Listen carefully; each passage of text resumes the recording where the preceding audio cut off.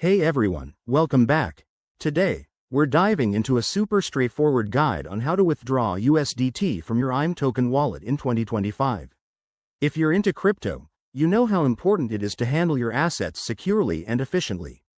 USDT, or Tether, is a popular stablecoin that stays pegged to the US dollar, making it a go-to for transactions.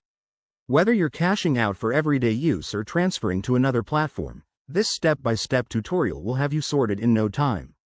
Let's jump right in. First things first, make sure you have the latest version of the IM Token app installed on your device.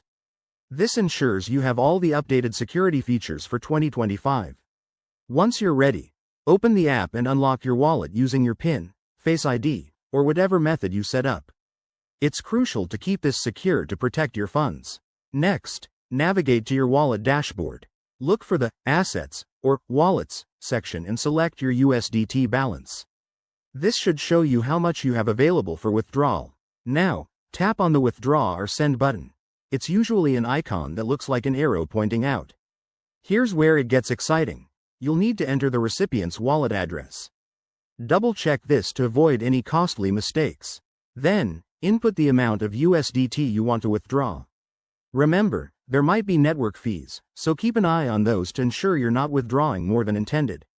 IM Token will show you a summary of the transaction, including estimated fees and processing time. Once everything looks good, hit the Confirm button.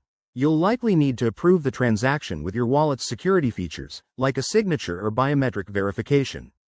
After that, sit back and wait for the blockchain to process it.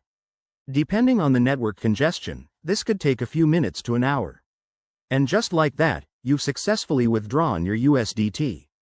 Always remember to use this feature responsibly and keep your private keys safe. If you run into any issues, check IM Token's support resources or community forums.